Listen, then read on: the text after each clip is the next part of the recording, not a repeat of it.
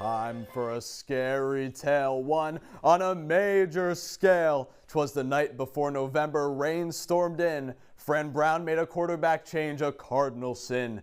Belichick brought his heels to the dome, everyone left and headed home. The Orange lost 27-10 and had everyone quiet like a mouse, just like ghosts in a haunted house. Spooky, thrilling, and plays that made you scream, wow! Don't go anywhere because Orange Press Pass starts right now.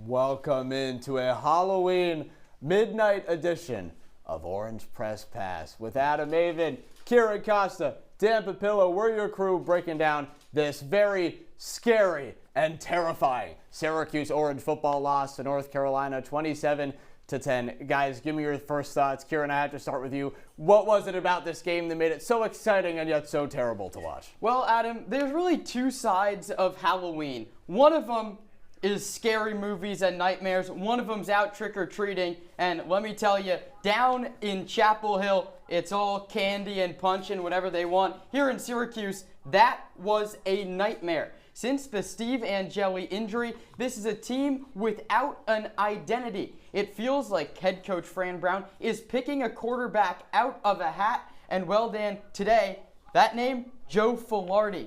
A true freshman. Last Halloween, he was out trick-or-treating in high school. Now, he's playing against the greatest coach maybe ever in Bill Belichick.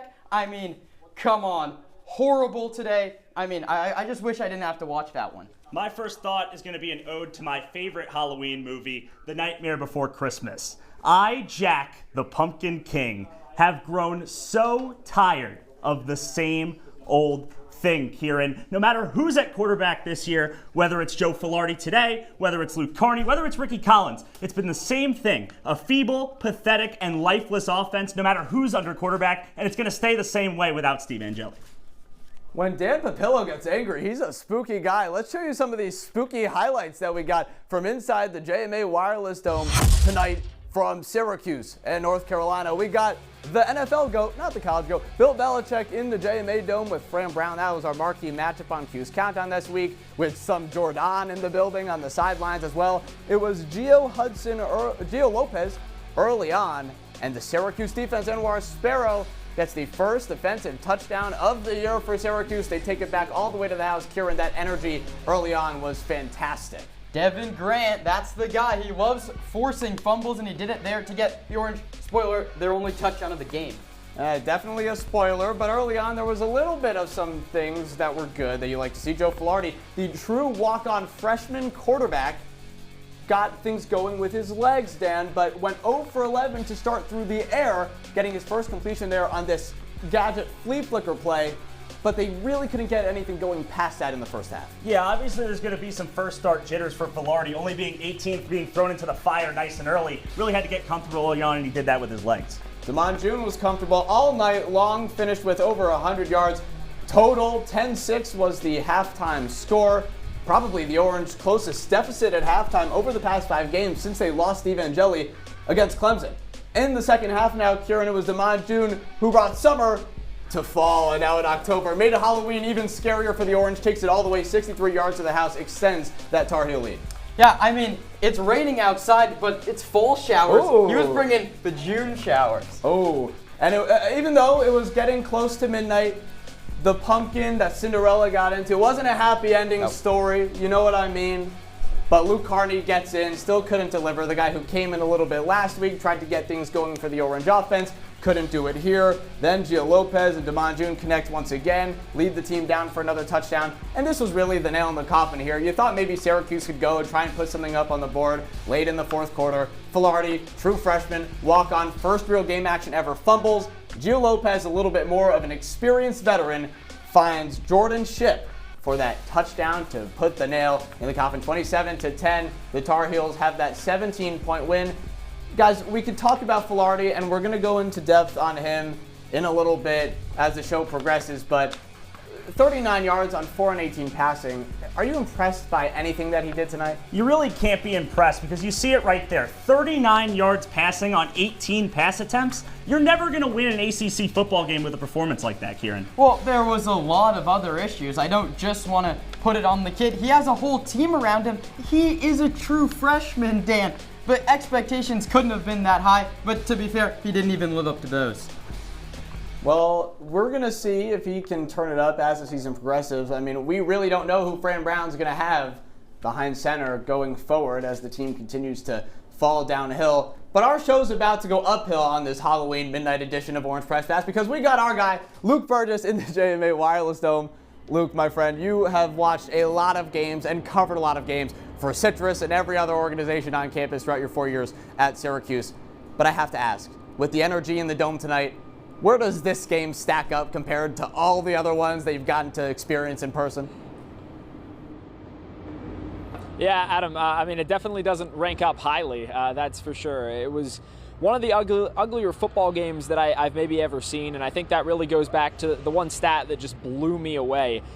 The fewest completions in a game for Syracuse going back to 1995. 4 of them today. That is a tie with a game in 2002, also against UNC. But yeah, I mean, certainly it was tough offensive football to watch, honestly, for most of the game for both sides. But Adam, I don't have an official ranking. It would be very low, though.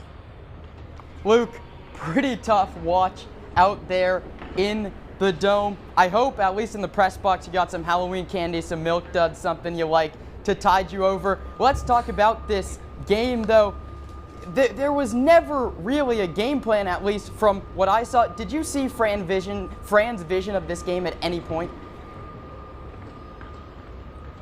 You know, Kiran, to be honest with you, I think you have to see it a little bit just simply because of the fact Ricky Collins has played so poorly over the last few weeks. And Fran actually brought up a pretty interesting point when we talked to him in the post-game presser, which, by the way, took a very long time for him to come out. So clearly addressing a lot of things with his players. But, I mean, the real thing was here tonight, there were no turnovers. So that's one thing. He said we didn't throw the ball at them, but we also didn't really throw the ball at our guys. So I feel if you're Fran, you kind of have to try something at this point of the season. You don't want to just throw Ricky out there for the final 4 games of the year, almost kind of punting on it. But now the pressure is really on. You got 3 games in order to become bowl eligible and finish 6-6.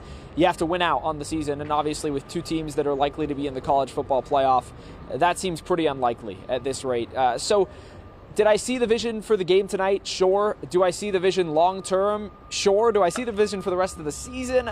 I don't really know. I mean, it kind of seems like they're throwing darts in the dark at this point. Maybe there's some type of breakthrough, some type of success, but as of now, yeah, I mean, tonight was pretty ugly.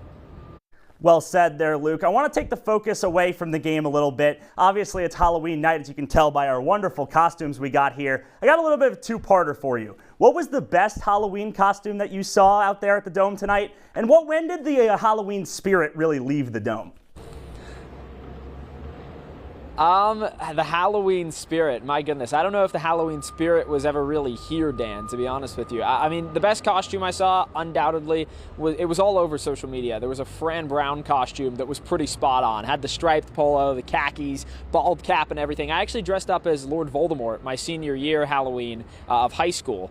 And I had the bald cap for that. So I know that those good ones can be hard to find. It was pulled off very well. The Halloween spirit, I mean, I don't know if you're just talking about the crowd in general, but to be honest with you, they were never really that into this game. The fan support was all right, but when you think about what this game was perceived to be at the beginning of the season and what it ended up being, I mean, my goodness, that is a huge disappointment. There was certainly more energy in the Dome for pretty much every other home game, maybe besides Colgate, outside of this one, and I think that was simply because of the carryover excitement from the 10-win season a year ago. So, yeah, all in all, I guess disappointment more than Halloween spirit, but certainly Syracuse Athletics tried to sell it as Halloween spirit. I mean, there was a lot of Halloween signage and whatnot up around here, but in terms of the actual good vibes, Dan, I don't know that there really were many. Luke Burgess dressing up as a pessimist for Halloween. Burgess, thanks for joining us, my friend. We really appreciate it. We'll be right back on this Halloween edition of Orange Press Pass. We're going to continue to break down this game from top to bottom and the outlook on the rest of the season. Stay with us.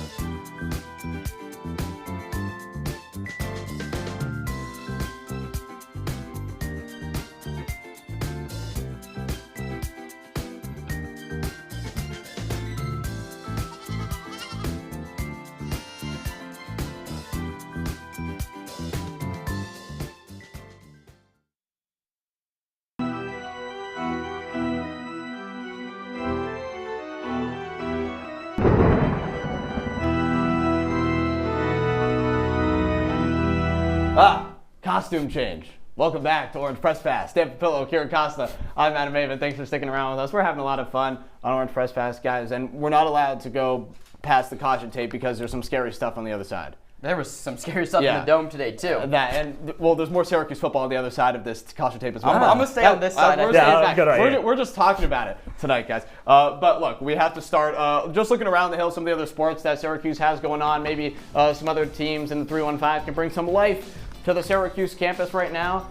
Syracuse women's ice hockey not having a successful day. I'm trying to go down the board. And guys, what do you think the next best shot is here for Syracuse? Maybe that number 9 field hockey team, Kiran. Yeah, the field hockey team's playing great, but what this has taught us is Syracuse is a basketball school, and they didn't look great in the exhibition against Pace. I'll give you that. But you have Binghamton coming up.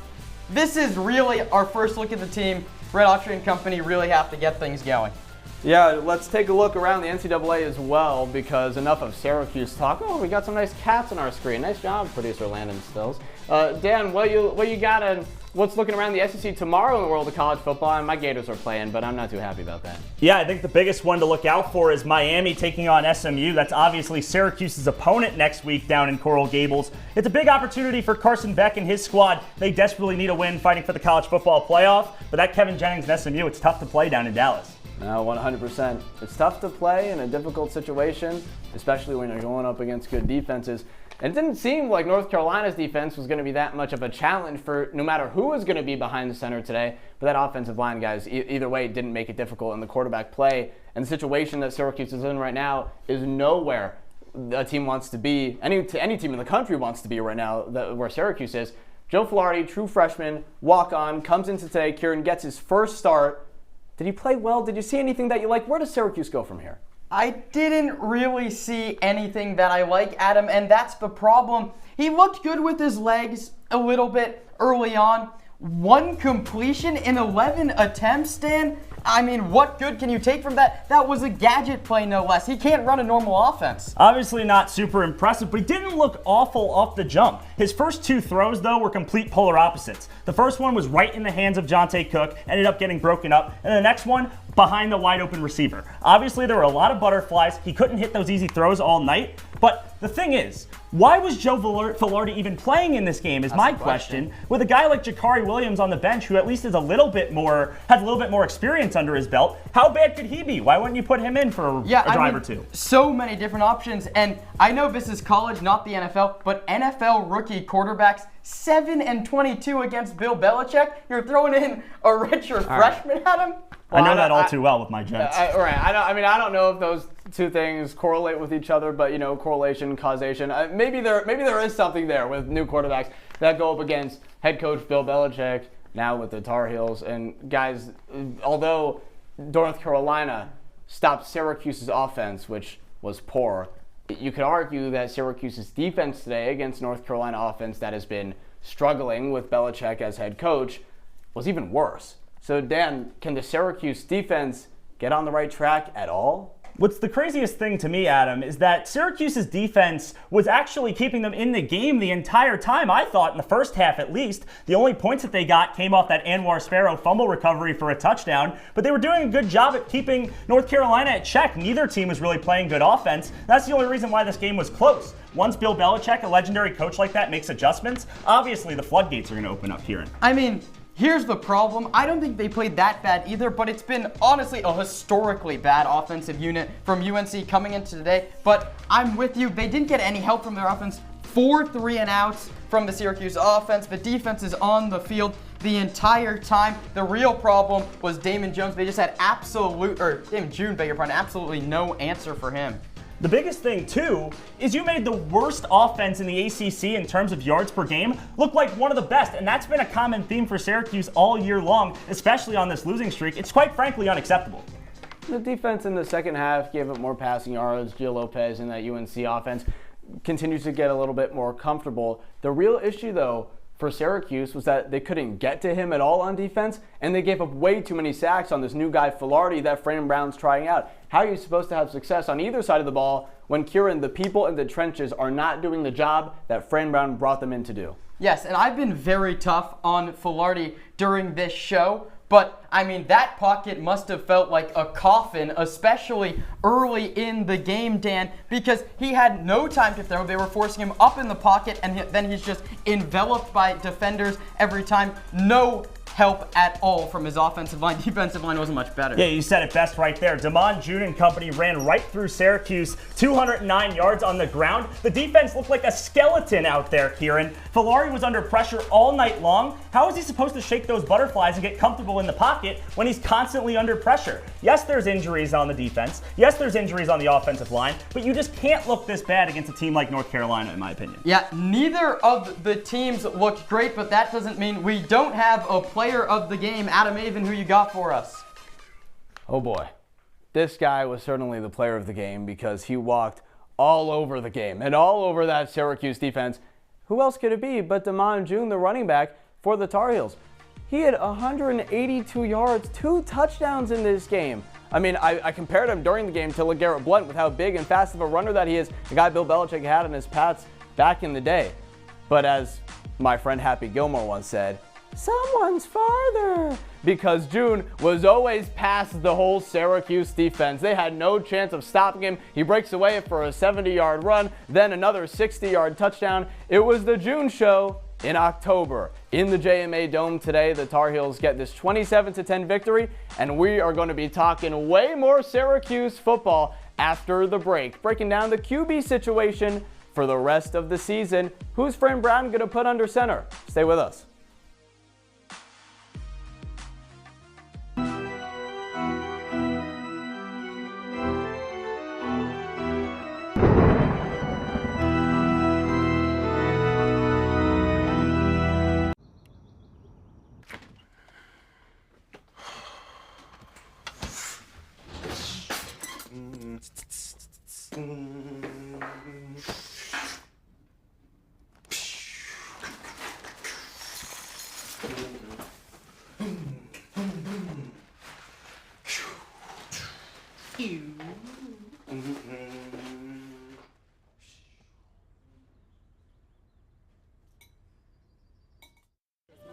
Leaving hot coals improperly extinguished can cause a wildfire. Hey guys, it's Smokey! It looks as if Smokey is going to use the drown, stir, drown and feel technique. After the first drown, a good start.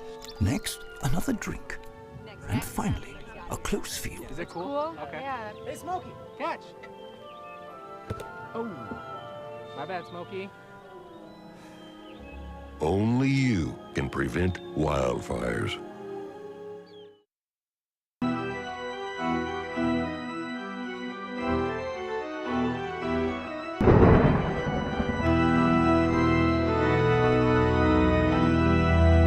We want to steal the moon on Orange Press Pass. It's the Papillo, Kiran, Costa, and I'm Adam Avin. And we are here now to break down some more of this Syracuse football team and play a little game. It's time to trick or treat.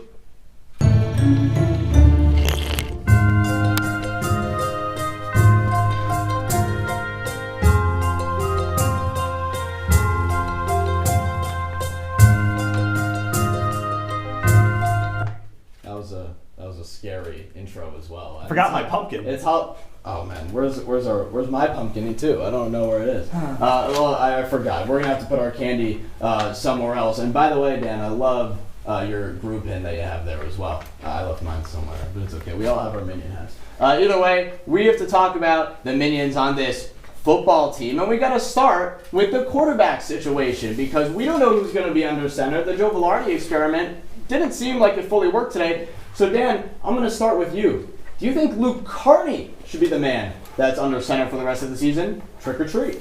I'm going to say no. So I'm going to call this a trick because Luke Carney has the most potential of any of the players that you have in this quarterback room.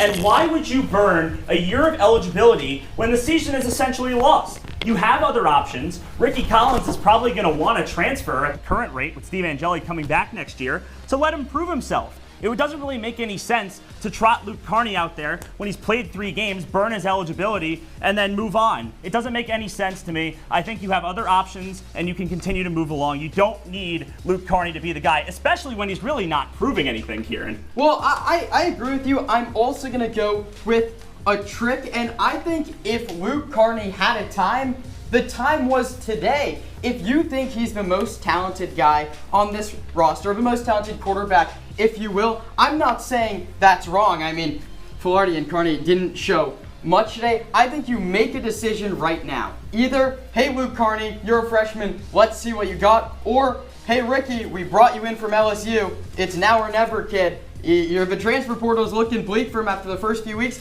Give him 3 weeks against 2 good teams to try and show other coaches that maybe there's something left in Ricky Collins as a quarterback. Guys, I can't even lie to you. I'm going trick on this as well because I think Joe Velarde is kind of a treat. Honestly, I think he's a good football player, and I'm curious to see if that experiment can continue to work. By the way, this is making my head really hot. Very warm. It is very warm in our studios right now, but that's the kind of commitment that we have to being minions on this episode. Maybe you should have been Brew and we should have been the minions. That would have made more sense. Well, I thought it because I have 2 eyes and you eyes only. You guys make my 2, so is that why we have the pins because we're the minions? No, our producer Gabe Perrin is Gru. Of course. Who else? His name starts with G. He's Gru. It makes sense. Anyways, enough with the inside jokes. We got to continue here with our game of Trick or Treat on, I guess it's November 1st, but for show purposes, on Halloween. And I'm going to throw a question out to you guys that I came up with while I was walking down our CitrusTV studio hallways. Antoine Delorier and Demetrius Samuel Jr., 2 of the best players on Syracuse. You could argue the 2 best players. Right now, Syracuse looks like it's in a downward spiral and no chance of turning back. Delorier went down in this game and walked off with an injury, ended up playing. Demetrius Samuel also was visibly shaken up in the past 2 games, including this one, walked off the field with an injury, returned to play. Trick or treat, Kiran. Do you think they should bench these 2 guys for the rest of the season since they have no chance of making a bowl game? Well, they don't have no chance of making a bowl game. Win now, Syracuse. Now that's a trick. That is a trick. You gotta believe. A bowl game would be a treat, but that's not happening this year. But I still think you let these 2 play unless you hear that there is real or major injuries for either of those 2 players. But if they're just banged up there, I think they want to play. Maybe they want to enter the portal after this disastrous season. You hope that they don't. But I think if you're those 2 players, you have chances to show yourself against good competition. 2 highly ranked teams. Why not play? This is an absolutely ridiculous question by you, Adam. This is not a trick or a treat. This is a smell my feet, Avin. You think about it this way, there's just no reason why you would bench these guys. These guys are playing for accolades. They're playing for their season. Antoine Delorier is a freshman of the year candidate. Why would you bench them? They're here to play. Their goal is to make the NFL one day. Why would they ever want to be benched? It doesn't make any sense. Because with 3 games left in the year and no bowl game appearance, they're going to break their legs and they won't play next season and make the NFL. You can't think like that. Injuries are part of football. I completely disagree. I completely disagree. In fact, I'm calling on the Miami Dolphins to bench Tua Tagovailoa right now as well. It's Halloween. We have a lot of fun here on this show. All right, I had to make one Dolphins reference on the show. Anyways, let's tease out of this show and end off with our sound off on Orange Press Pass. It's midnight. I'm tired.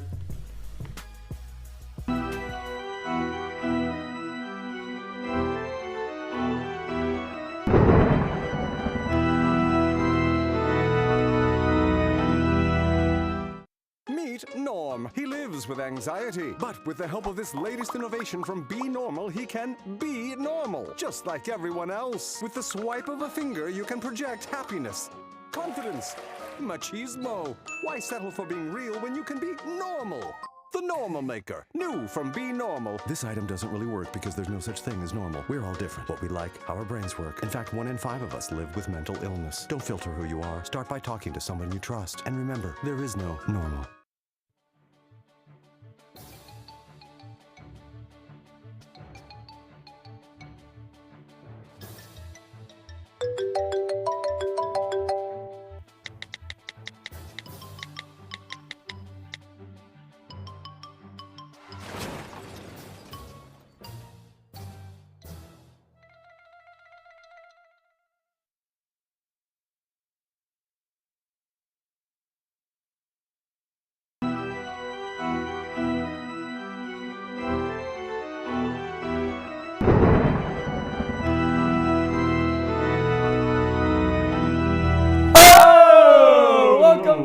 To Orange Press Pass. I think we're supposed to be Sopranos now. Hey, I'm only in season 4. No okay. Hey, wait a second. My culture is not your costume, Adam. That's not what this is. I love Tony. I'll be Chrissy. Pie oh my. You know the horse? I guess I'll be Bobby Bacala. All right, well, either way, we have to get to our upcoming schedule now for Syracuse. And you saw it earlier. I mean, it's not quite a surprise, guys, how you think the rest of the season can go. They played 2 top 12 teams, conference opponents, and end off with a rival in BC with a 1-7 record, who, Kiran, you can just assume is going to win that game. Yeah, things are not getting any easier for Fran Brown and company. What should I just say it now? The season's over. So you're going back on your previous take last talk that No they bowl do have game, a ball. Okay, come all right. on. That ain't happening. All right, guys. Well, it's been a fun time here on Orange Press Pass. It's Halloween. We've been having a good time. But for Syracuse football, my analysts, Kiran and Dan, have a lot to say about this team. So, guys, it's time, I think, that you sound off.